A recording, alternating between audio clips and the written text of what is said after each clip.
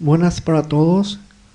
Esta modalidad que les traigo ahora es la modalidad de video tutorial, que es una modalidad que nos permite reforzar lo que vimos en clase y acentuar algunos conocimientos en lo que refiere a fisiopatología.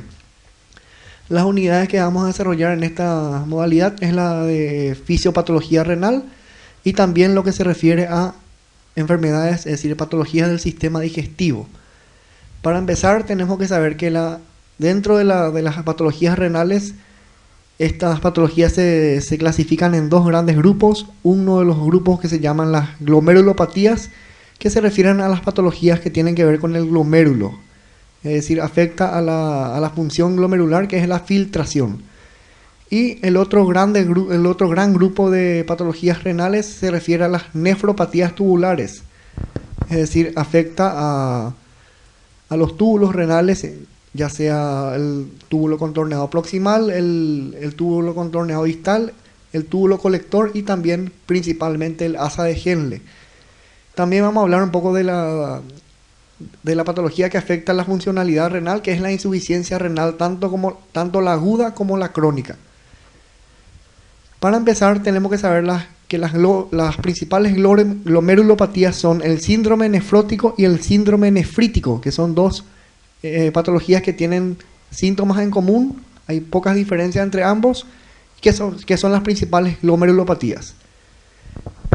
El síndrome nefrótico se acompaña de unos signos y síntomas que se pueden encontrar en diversas patologías que son en conjunto corresponden a lo que tiene que ver con la alteración de la funcionalidad glomerular. Los síntomas cardinales de esta patología se basan en lo siguiente. Existe proteinuria. La proteinuria se puede diagnosticar, si se puede definir con el aumento de proteínas en orina, más de 3,5 gramos en 24 horas por metro cuadrado. También otro síntoma que se puede encontrar es la hipoalbuminemia, es decir, la disminución de albúmina en sangre. Eso justamente se debe a la pérdida de albúmina que se debe sobre todo a la presencia de proteína en orina. Ustedes saben que la proteína no se debe encontrar en orina, eso es justamente por alteración de la filtración. Entonces, cuando encontramos proteína en orina es porque esas proteínas disminuyen en sangre. Y la albúmina, sabemos que es la proteína plasmática más abundante, entonces disminuye la albúmina en sangre y eso hace que aumente la proteína en orina. La albúmina es muy importante porque se encarga de la regulación de la capilar de las presiones osmóticas, es decir, previene el edema. Entonces, uno de los síntomas es el edema. Este síndrome también se acompaña del aumento de lípidos en sangre, lo que llamamos hiperlipemia, y también encontramos lípido en orina. A eso se llama lipiduria. Esa proteinuria se debe a un aumento en la permeabilidad glomerular y realmente no se debe tanto a un descenso en la resorción tubular. Como sabemos, la albúmina es el principal constituyente de la proteína urinaria y la proteína urinaria, es decir, la excreción de proteína urinaria es superior a 3 gramos y por supuesto inclusive puede ser mayor a 20 gramos por día. Este síndrome nefrótico en conjunto es el resultado de una gran alteración en la permeabilidad glomerular. Por supuesto, hay daño en la filtración.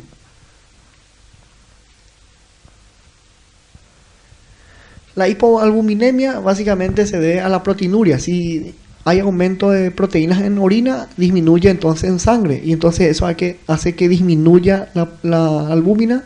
Y entonces con eso disminuye también la presión oncótica del plasma. Si no hay presión oncótica o si disminuye la presión oncótica del plasma, entonces el líquido intracelular, es decir, el líquido intravascular, mejor dicho, puede salir al tercer espacio, puede salir afuera y eso genera el edema, que es justamente uno de los síntomas del síndrome nefrótico. Tenemos también la hiperlipidemia, es decir, el aumento de lípidos en sangre, y eso hace también que esa hiperlipidemia también hace que se pierda la filtración a nivel glomerular y eso genera que los lípidos pasen a orina, lo que se llama lipiduria.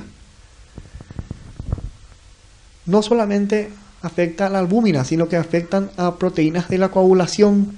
Entonces eso hace que haya una hipercoagulabilidad, es decir, aumenta la coagulabilidad sanguínea, disminuyen algunos, se alteran algunos factores de coagulación, sobre todo el factor 8, el factor 7, y la vía que está más afectada es la vía intrínseca de la coagulabilidad.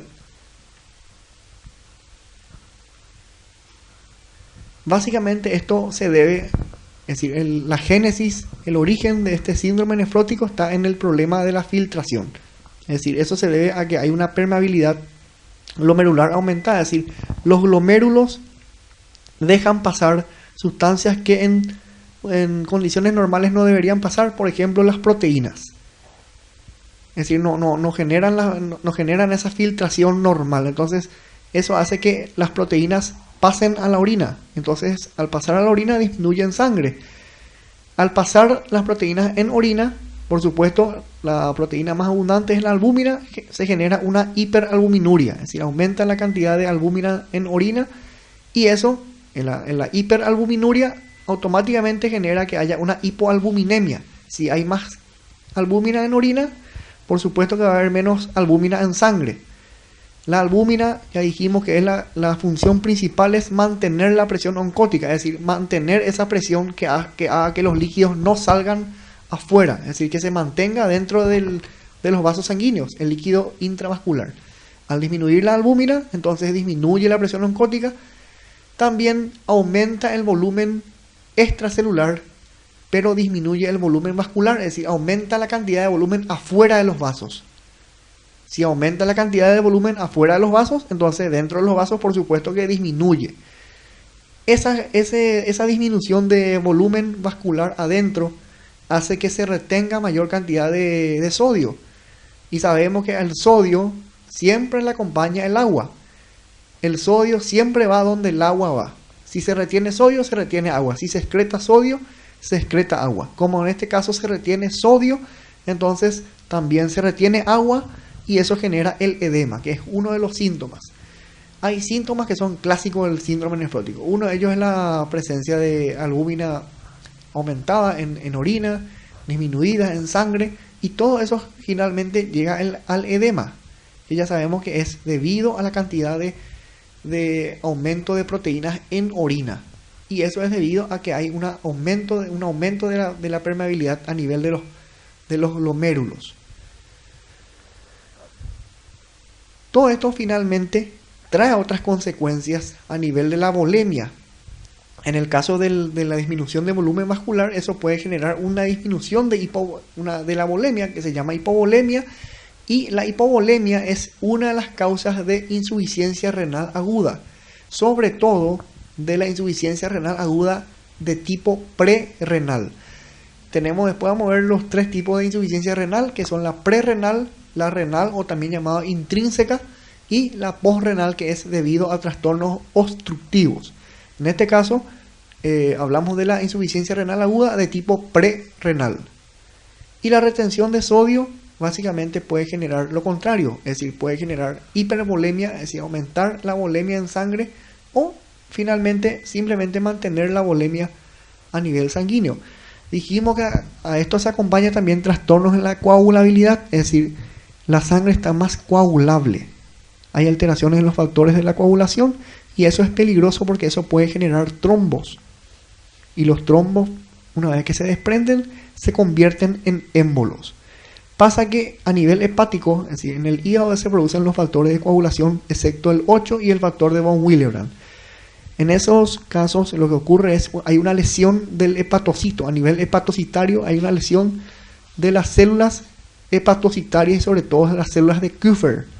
Entonces eso hace que se produzcan mayor cantidad de factores de coagulación y también de procoagulantes. Entonces eso hace que aumente la coagulabilidad en sangre. Por supuesto, sabemos que hay unos inhibidores de la coagulación, como en el caso de la antitrombina 3. Y en este caso lo que ocurre es que estos inhibidores disminuyen. Entonces es como una bomba de tiempo. Es decir, además que hay un aumento de la síntesis hepática de factores de coagulación, los que le tendrían que inhibir a esto están disminuidos. Es decir, aumenta uno y el otro disminuye. Entonces es como un círculo vicioso. Todo esto finalmente hace que se puedan formar trombos, y los trombos, una vez desprendidos, se convierten en émbolos y por supuesto pueden tener consecuencias graves, porque si esos trombos se desprenden, eso pueden viajar a través de la sangre y pueden enclavarse en órganos blancos, como por ejemplo el cerebro, generando un accidente cerebrovascular, o si va a nivel cardíaco, a nivel del corazón, puede generar el infarto agudo de miocardio, es decir, una coronariopatía, y finalmente llevar al infarto. Esta proteinuria también genera una disminución de las inmunoglobulinas, es decir, de los anticuerpos. Entonces, deduciendo eso, si hay menos anticuerpos, hay menos defensa. Entonces, eso va a llevar a que en el síndrome nefrótico haya mayor susceptibilidad a las infecciones.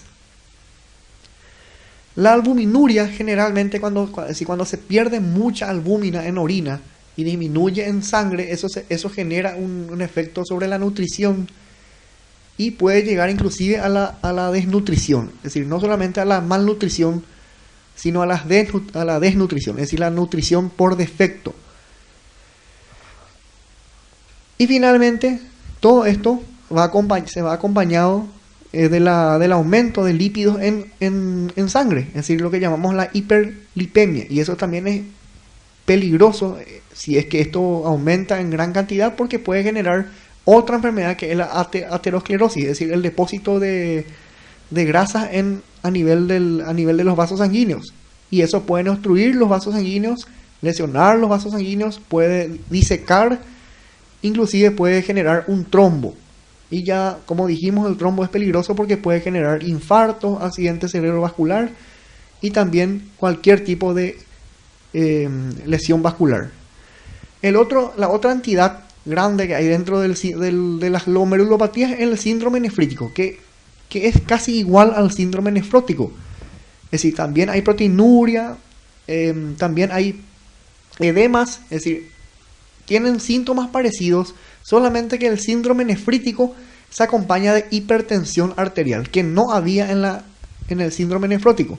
El síndrome nefrítico, aparte de la hematuria, es decir, la proteinuria, también hay hipertensión arterial. Es decir, y esto es muy frecuente de ver en niños. Los niños generalmente no suelen tener presión alta, pero cuando encontramos un niño con presión alta, se puede deducir que probablemente tenga lesión renal, y qué tipo puede ser de síndrome nefrítico.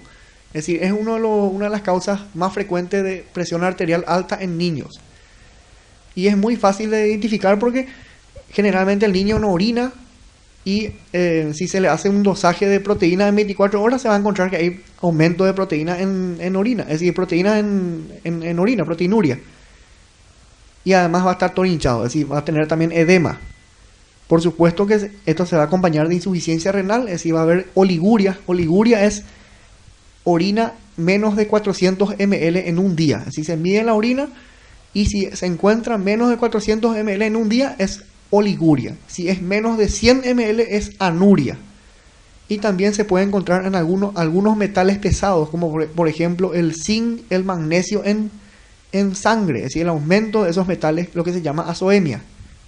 La proteinuria ya dijimos que es la alteración de las proteínas en orina. Y lo característico de este síndrome, además de la hipertensión arterial, es la hematuria, que no había en el anterior síndrome. La hematuria es algo característico del síndrome nefrítico. Bueno, básicamente el síndrome nefrítico, lo más característico es los cilindros hemáticos, es decir, hay una especie de hemoglobina que tiene forma de cilindro, y eso generalmente es característico de la hematuria. Acá están nuevamente los hallazgos que se pueden ver.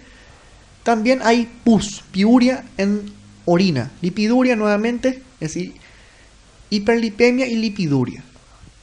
Y es muy importante, esto se puede medir en orina por medio de la hematuria. La hematuria macroscópica es la que se puede ver, y la microscópica es la que se ve por medio del microscopio, es decir, lo que se puede ver por medio del dosaje de eritrocitos. Nuevamente encontramos proteinuria, edema, que también tiene que ver con la alteración en la filtración glomerular, y por supuesto también hay también lesión a nivel tubular. Pero básicamente acá el problema está en la filtración, porque el síndrome nefrítico es una glomerulopatía, es decir, afecta más a la filtración. La hipertensión arterial es algo muy característico del síndrome nefrítico, que es improbable de encontrar en el síndrome nefrótico, solamente se encuentra en el síndrome nefrítico. Por supuesto que encontramos también insuficiencia renal, porque va a haber oliguria, es decir, hay disminución de la cantidad de orina en un día, en 24 horas. Puede haber oliguria y puede haber también anuria, es decir, dependiendo de la gravedad del síndrome nefrítico.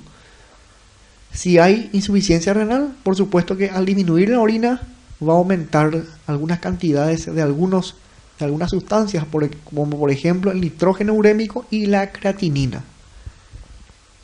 Esto sería el mecanismo por el cual se produce el síndrome nefrítico. El síndrome nefrítico generalmente se da por un daño inmunológico, es decir, hay una alteración a nivel de las defensas, y eso genera cada uno de los síntomas, por ejemplo proteinuria, hematuria, y este síndrome, igual que el anterior, tiene el mismo mecanismo de producción tanto en el edema como en la hipertensión arterial. Acá encontramos un cuadro comparativo entre ambos tipos de síndromes. Tanto el nefrótico como el nefrítico tenemos proteinuria. La hematuria, si bien acá dice nuestro cuadro que hay en el síndrome nefrótico, lo que más es propio de la hematuria es el síndrome nefrítico. La hipertensión arterial la encontramos más en el nefrítico que en el nefrótico. El edema es más característico del síndrome nefrótico. Y eso es lo que tiene que ver en cuanto a las glomerulopatías. Ahora vamos a hablar un poco de las nefropatías tubulares, que básicamente tienen que ver, es decir, la clasificación de estas nefropatías tubulares tiene que ver con qué tipo de túbulo es lo que afecta, ya sea los túbulos proximales, distales, el colector y el asa de Henle. Acá tenemos una imagen en la cual podemos recordar nuevamente el glomérulo, es decir, cómo está formado el riñón microscópicamente. El glomérulo, acá tenemos el túbulo contorneado proximal, el asa de Henle,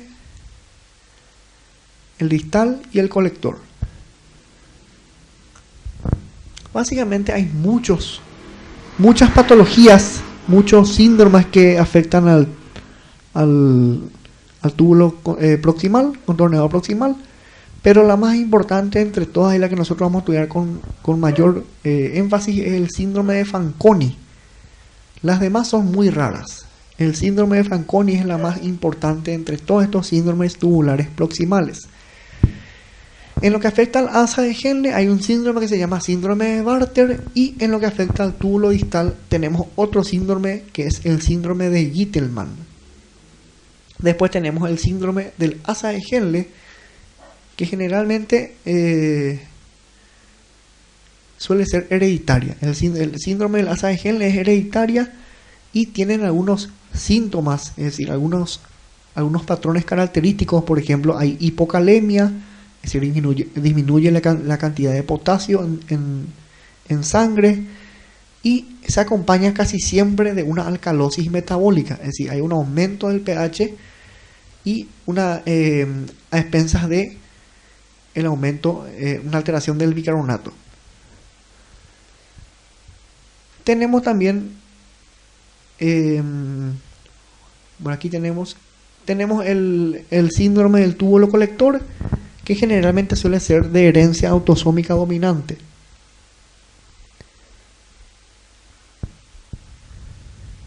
Y eso es lo que tiene que ver con las nefropatías tubulares. Hay un tipo de alteración también que se da en cuanto a la reabsorción en los túbulos, sobre todo en el túbulo colector, que se llama diabetes insípida. Y básicamente acá el fallo de esta patología tiene que ver con la alteración de la hormona antidiurética, la ADH, que nosotros sabemos que es de producción, de estimulación y de activación neurohipofisaria, junto a la oxitocina. Entonces acá el problema está en que la orina es muy diluida, es decir, el riñón no puede concentrar la orina, y sobre todo, básicamente lo que hay acá es niveles altos de ADH, de hormona antidiurética, y eso genera en el túbulo colector hay una resistencia a la acción de esa hormona antidiurética. Y finalmente, para ir terminando con lo que tiene que ver con fisiopatología renal, vamos a hablar un poco de las patologías que tienen que ver con la función renal. Es decir, vamos a hablar de la insuficiencia renal. Tenemos dos tipos, que son la aguda y la crónica. Acá nuevamente tenemos la cápsula de Bowman, tenemos el glomérulo, para que nos ubiquemos, el ovillo capilar, y que tenemos el túbulo colector. Esto sería el túbulo contorneado proximal, asa de Henle, túbulo contorneado distal, túbulo colector. Esto sería en conjunto lo que se llama es la nefrona, la unidad estructural y funcional del riñón. Nuevamente tenemos un gráfico en la cual encontramos todas las partes de todos los túbulos. Bueno, tenemos muchas definiciones de insuficiencia renal aguda. Básicamente hay que saber que esta patología es una alteración de la función renal, y cuando hablamos de alteración de la función renal tenemos que saber que esto comprende dos cosas. Uno, disminución del volumen urinario, y ya vimos que hay dos tipos de disminución de volumen urinario, uno que es la oliguria y otra que es la anuria. Eso en consecuencia genera que haya un aumento o una acumulación de algunos productos que tienen que ver con el metabolismo, por ejemplo los productos nitrogenados y también la creatinina. Por supuesto, esto altera el pH. Y básicamente esta patología no suele dar muchos síntomas, es decir, es casi asintomática. Se diagnostica simplemente por la medida de la urea, de la creatinina, sobre todo la creatinina, que es la proteína, es el principal marcador renal, el principal marcador de la función renal. Y además de eso, por supuesto, midiendo el volumen urinario en 24 horas. Bueno, realmente la insuficiencia renal es una alteración de todas las funciones renales, no solamente de la filtración glomerular, sino que también de la reabsorción y de la secreción tubular. Recordemos que el riñón tenía tres funciones fundamentales en la formación de orina, que era la filtración a nivel del glomérulo, la reabsorción y la secreción a nivel de los túbulos. ¿Cuál es la función que más afecta? Y es la filtración glomerular, pero también afecta en menor medida a la reabsorción y a la secreción tubular, y es una de las causas muy frecuentes en pacientes críticos, es decir, los que están internados en unidades de terapia intensiva. Aquí tenemos nuevamente otra definición. Generalmente la insuficiencia renal aguda puede ser reversible según los tratamientos, la diálisis. Cuando esto se cronifica, sí es más complicado. Hay que saber que hay tres tipos de insuficiencia renal. Una de ellas es la prerrenal, otra es la renal simplemente, o también llamado intrínseca, y la otra es la postrenal. Prerrenal, la intrínseca, y la postrenal. La postrenal generalmente se debe a cálculos, es decir, a piedras, es decir, se debe a trastornos obstructivos. Y la prerrenal se debe sobre todo a la hipovolemia, es decir, hay disminución de la cantidad de riego sanguíneo. Es decir, hay una depresión o una disminución del volumen vascular. Puede deberse, por ejemplo, a hemorragia, a pérdida de líquido extracelular. También otras causas de insuficiencia prerrenal pueden ser, por ejemplo, la insuficiencia cardíaca, el shock cardiogénico. Puede haber también una vasoconstricción renal. Inclusive el aumento de calcio, la hipercalcemia, puede generar insuficiencia prerrenal. La posrenal generalmente se debe más a trastornos obstructivos, es decir, una obstrucción en cualquier parte de las vías urinarias, ya sea en el uréter, una obstrucción ureteral que puede deberse a cálculos, es decir, a piedras, a estenosis. El problema puede estar en la vejiga, es decir, puede deberse a tumores, o el problema puede estar en la uretra.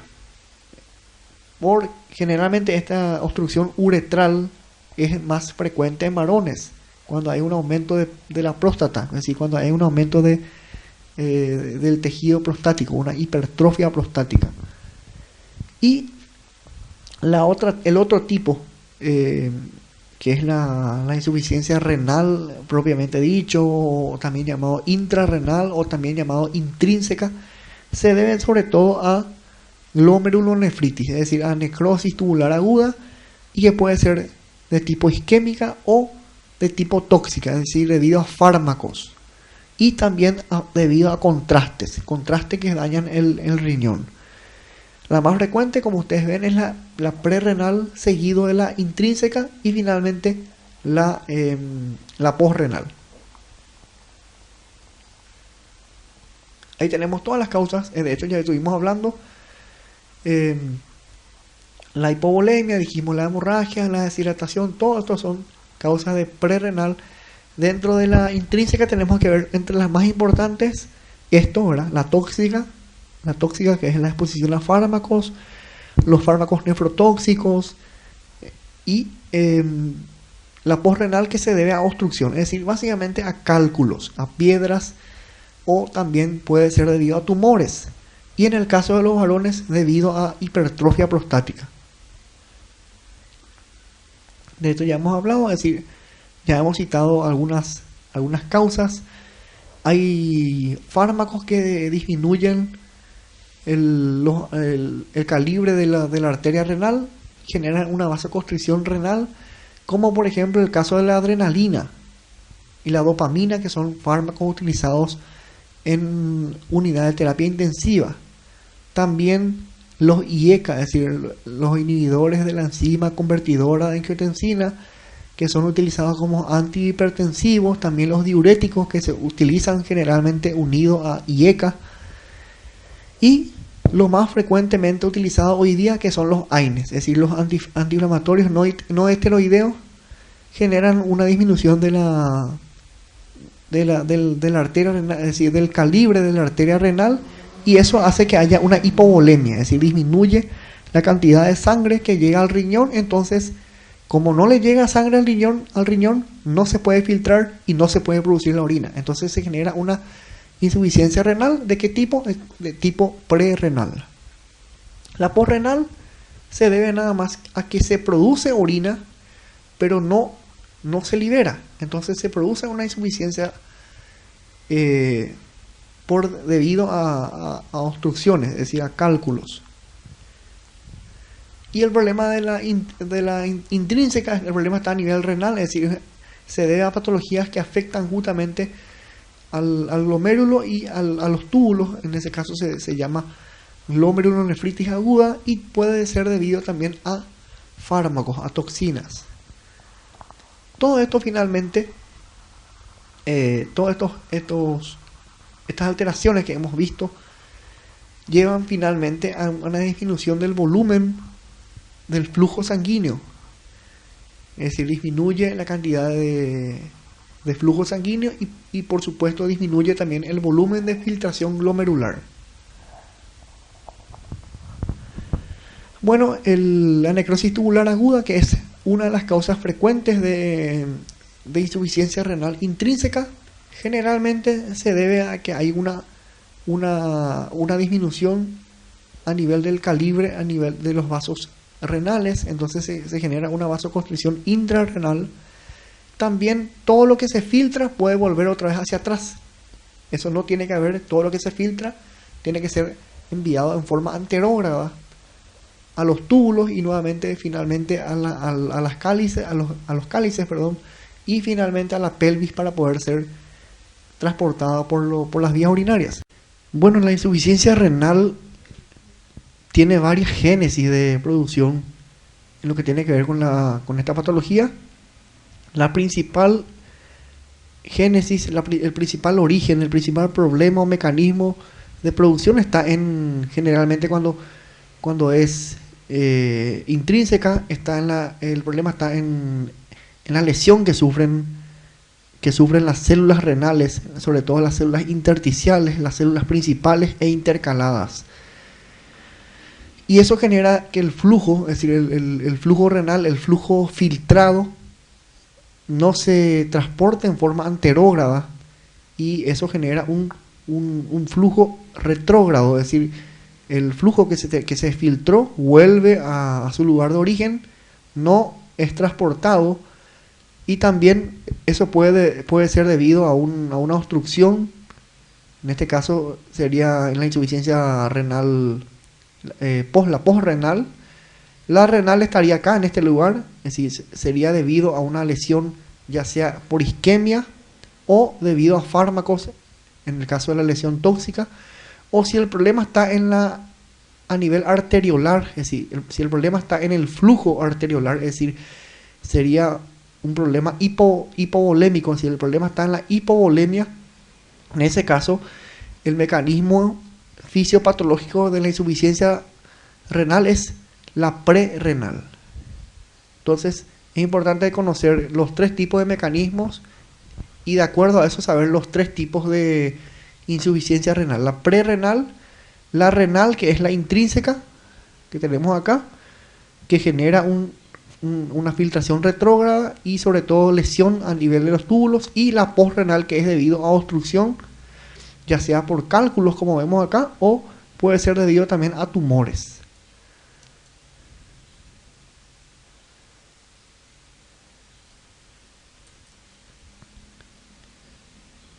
Generalmente cuando el tipo de lesión, es decir, el tipo de insuficiencia renal es intrínseca o intrarrenal, esto es debido generalmente a nefrotoxinas, es decir, debido a fármacos como por ejemplo los IECA, los salicilatos, los AINES, como vimos anteriormente, y eso genera una lesión directa sobre los túbulos que hace que las células, tanto intercaladas como principales, se alteren en el transporte, y eso genera finalmente que haya una retrodifusión, es decir, todo el flujo renal, todo lo que se filtró vuelve a su lugar de origen. Eso también puede ser debido a vasoconstricción renal, y por supuesto todo eso finalmente desencadena que haya una disminución del filtrado glomerular.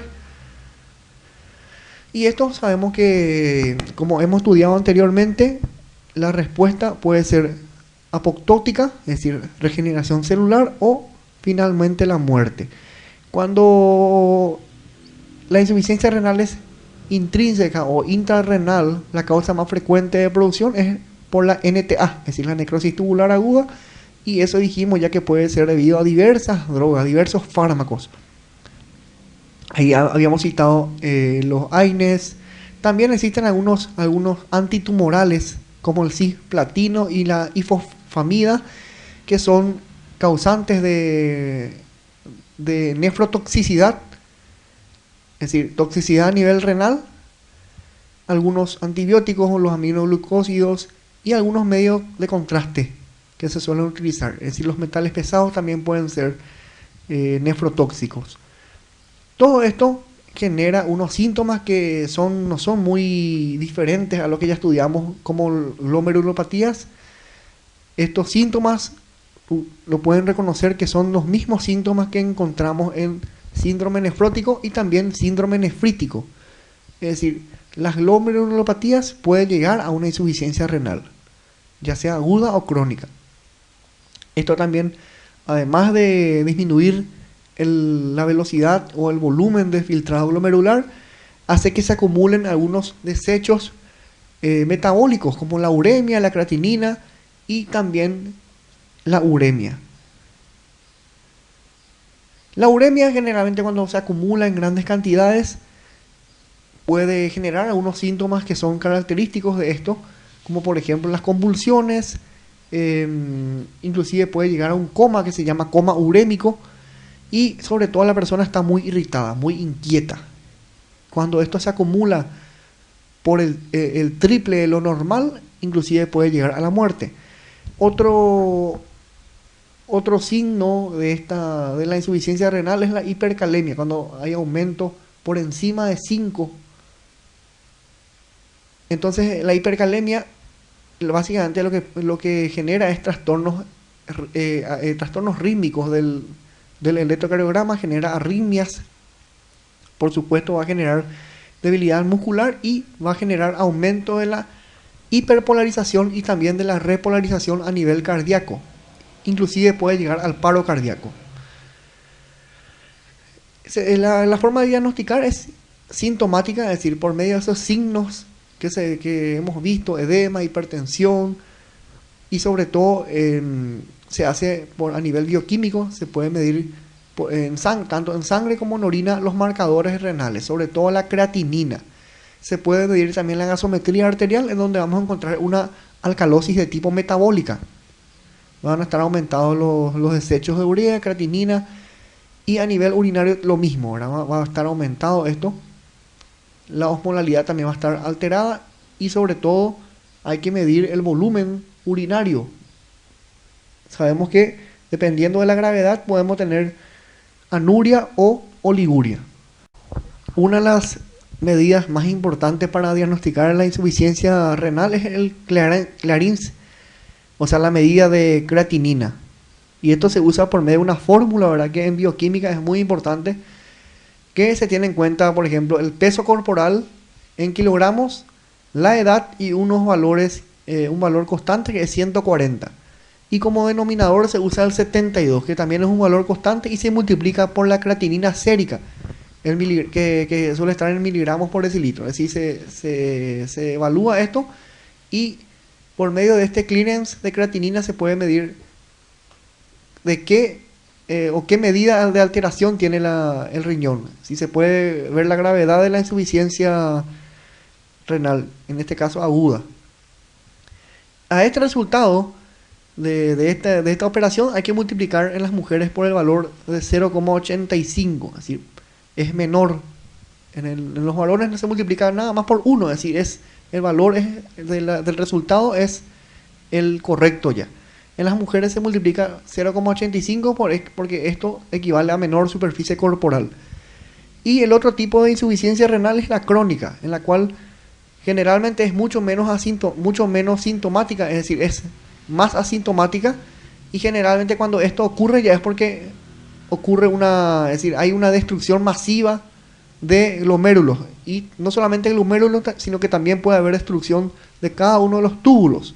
Esto sí ya es irreversible. Esa es la gran diferencia con la aguda, porque la insuficiencia renal aguda es reversible. Por medio de los tratamientos se puede revertir esto, pero en la crónica ya esto es irreversible y es en forma progresiva. El riñón suele ser mucho más pequeño y se forman masas renales, es decir, son masas renales hipotróficas, es decir, se ven riñones mucho más pequeños y con menor cantidad de nefronas funcionantes. Se pierden, la mayoría de las nefronas se pierden en este sentido. Esta destrucción de las entidades, es decir, de las estructuras del riñón, tanto glomérulos como los túbulos renales, pueden ser debido a otras patologías, como por ejemplo la diabetes mellitus, la hipertensión arterial, es decir, en conjunto el síndrome metabólico. También puede ser debido a otros síndromes, como por ejemplo el síndrome nefrótico, que ocasiona una glomerulonefritis, que es una inflamación de los glomérulos, y también una enfermedad tumoral que se llama enfermedad poliquística renal. Por supuesto que la velocidad glomerular está mucho más disminuida en este sentido, y acá, como vemos en la fotografía, vemos que hay una destrucción masiva de nefronas, tanto de glomérulos como también de túbulos. Esto sería en la primera etapa de la insuficiencia renal crónica, en la segunda, en la tercera y en la cuarta, en la cual la mayor cantidad de las nefronas son hipofuncionantes o sencillamente no tienen función. ¿Qué pasa con las nefronas que están funcionantes y tratan de compensar la función de las que ya no funcionan, es decir, las que quedaron atrofiadas? Pero en los estadios mucho más avanzados esto ya es imposible. Y por último vamos a ver la evolución, es decir, las fases de la insuficiencia renal crónica. Como dijimos anteriormente, esto tiene varias fases, y en la primera fase las nefronas que funcionan todavía compensan la función de las que de las que ya quedaron atrofiadas. Pero en las siguientes etapas esto se va haciendo más difícil, y por eso es imposible compensar que una nefrona compense a todas las nefronas que ya no funcionan.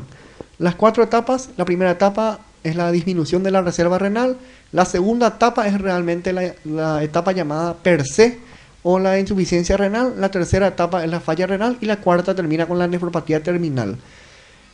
La falla renal, que es una de las etapas más graves de la insuficiencia renal crónica, básicamente acá encontramos que hay anuria y sobre todo hay aumento de los desechos metabólicos.